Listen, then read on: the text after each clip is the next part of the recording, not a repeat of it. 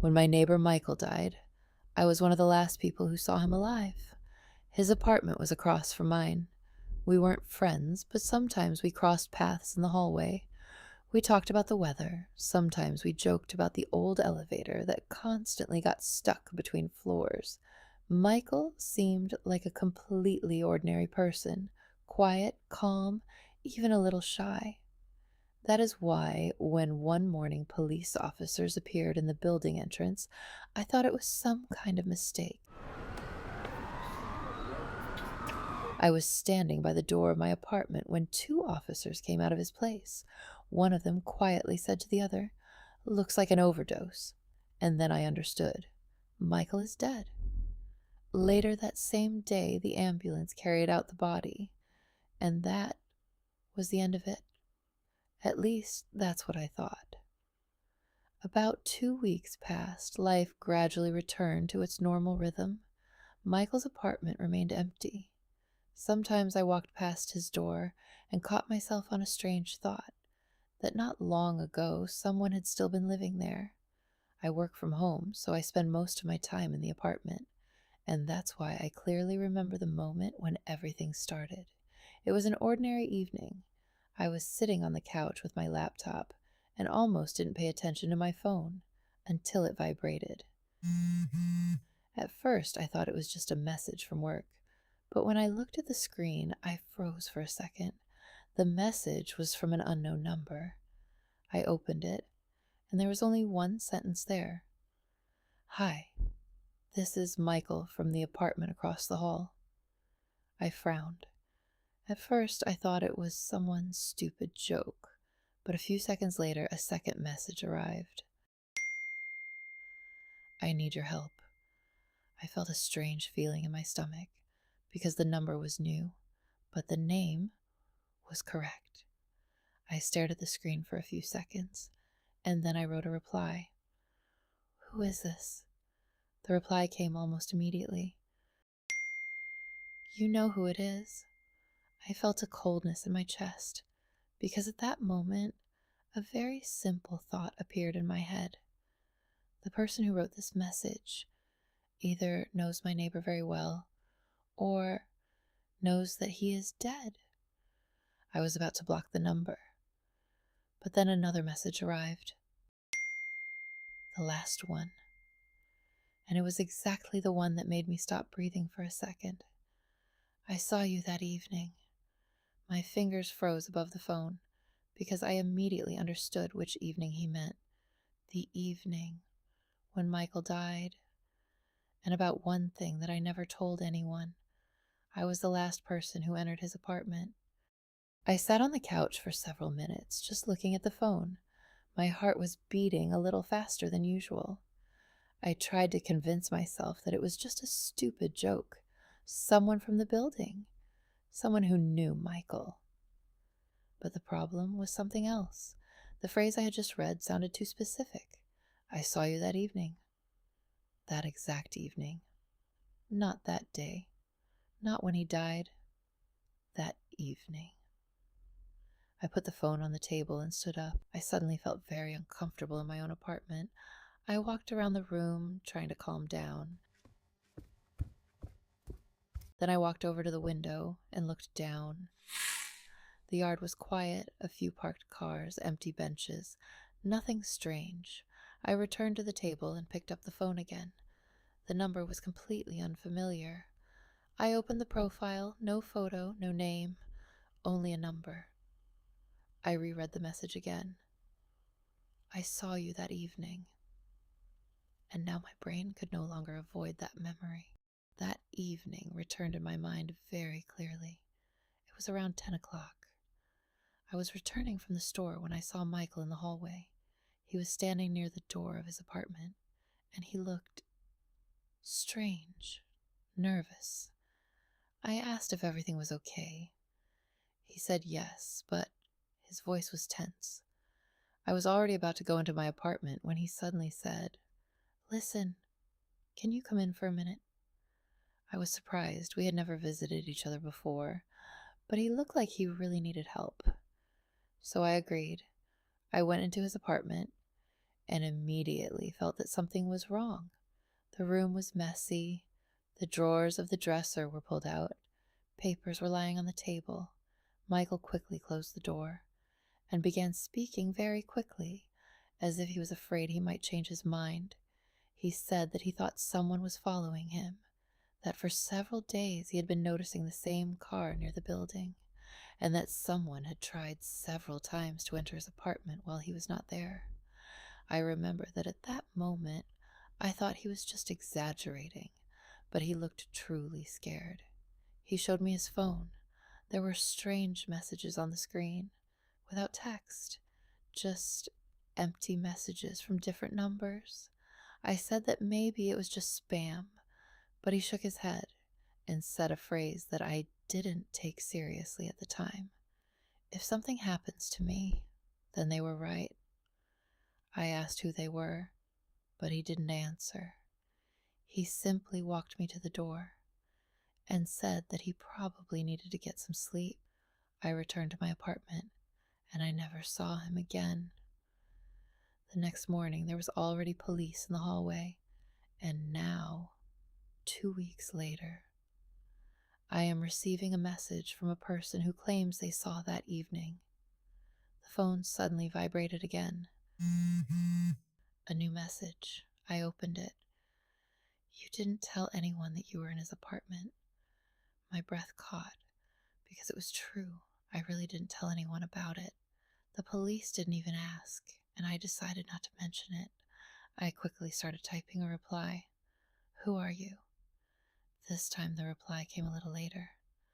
About a minute later. I am the one who knows what happened that night. I felt cold, because now it no longer sounded like a joke. And then another message arrived. And I know that you took something from his apartment. I slowly lowered the phone and looked at the dresser in my room, at the top drawer, because that was exactly where the thing was lying that no one was supposed to know about. A small black notebook, which I took from Michael's table before leaving. For a few seconds I just looked at the dresser, at the top drawer. The phone was lying in my hand, but I was no longer looking at the screen. One message was enough for me. I know that you took something from his apartment. I replayed that evening in my head. The moment when I was standing by Michael's table. His apartment was in a mess then.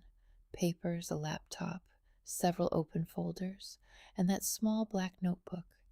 I remember that I took it almost automatically.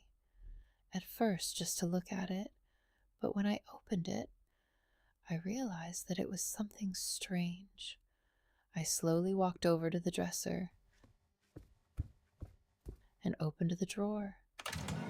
The notebook was lying where I had left it. I took it in my hands.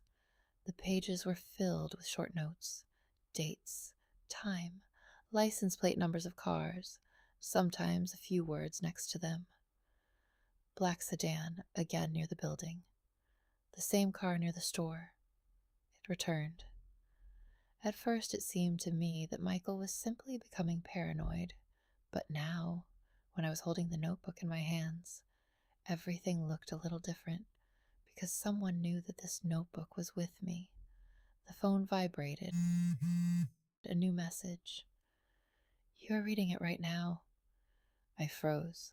I slowly raised my head and instinctively looked at the window. It was dark outside. Only a few yellow streetlights were on in the yard.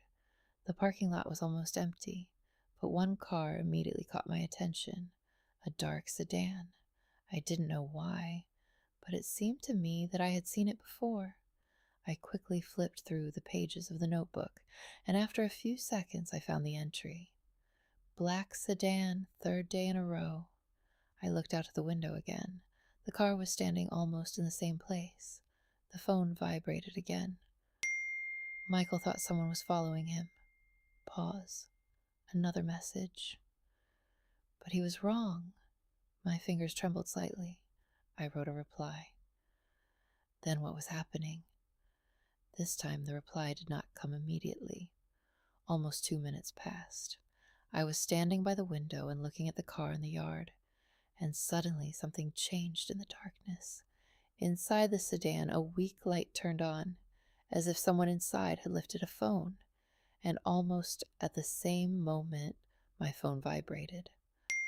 I opened it. I am not following you. Pause. Another message. I am trying to warn you. I was looking at the screen without moving, and then the last message arrived. Because the person who actually killed Michael, a few seconds of silence, lives in your building. I slowly raised my head, and at that moment, I heard a sound. Someone was walking past my door, right now. The footsteps in the hallway stopped right by my door. I was standing in the middle of the room, looking at the phone. The last message was still on the screen. The person who actually killed Michael lives in your building. The phone vibrated. A new message. Don't open the door. I wrote, Who are you? The reply came a few seconds later. Daniel. And almost immediately another message. I was here that evening. My heart started beating faster. In the yard. I slowly walked to the window. The dark sedan was still standing under the streetlight. The phone vibrated again. I saw you entering Michael's apartment. Pause. Another message. And I saw you leaving. I felt the air tighten in my chest. Then another message arrived. I saw you arguing. The memory returned instantly. Michael was shouting. He looked at me as if he was sure that I was hiding something. He said that he had seen me near the building earlier, that I knew about the car in the yard, that I was somehow connected to the people who were following him. I tried to leave, but he grabbed my hand. I pushed him away, and he fell. The phone vibrated. When you left. Pause. He was still moving. I stopped breathing. Another message. Michael was still alive. I closed my eyes, because the memory immediately brought back that moment. I was standing by the door. I had already grabbed the handle, and it seemed to me that his hand moved slightly, but I got scared, and I simply left. The phone vibrated again. Did you see it? Pause. Or did you just not want to see it? I didn't reply. Daniel wrote. I sat in the car for a few more minutes, waiting for him to get up, but the light in the apartment never turned on. Another message. I also made a mistake. I drove away. The room became completely silent, and then the last message arrived. But you were the last person who could help him. I slowly raised my head and looked out of the window. A man stepped out of the dark sedan. He raised his head and looked directly at my window. The phone vibrated one last time. I think the police should know what happened. And almost immediately blue lights lit up in the yard. I stood by the window and looked down. All this time Michael was afraid that someone was following him. But the truth was that that night he was simply afraid of the wrong person. Later I found out who Daniel really was. Michael hired him about 2 weeks before his death. He worked as an accountant in a small company, and one day he noticed strange financial transactions. Money was disappearing from the accounts in small amounts, but regularly. Michael decided that if he noticed it sooner or later, the people who were doing it would notice him too, and then he began to think that someone was following him. That is why he started writing down in the notebook the license plate numbers of the cars he saw near the building. The irony was that the car he wrote down most often was the car of the detective he himself had hired. Daniel came to the building to watch the situation, and that evening he came to talk to Michael, but instead he saw something else, an argument, a fall, and me leaving the apartment. He was not sure what had really happened until he started writing to me, and until I myself remembered that night, that moment by the door when I was about to leave, and it seemed to me that Michael's hand moved slightly. Sometimes I think about one thing. What would have happened if I had simply called an ambulance then?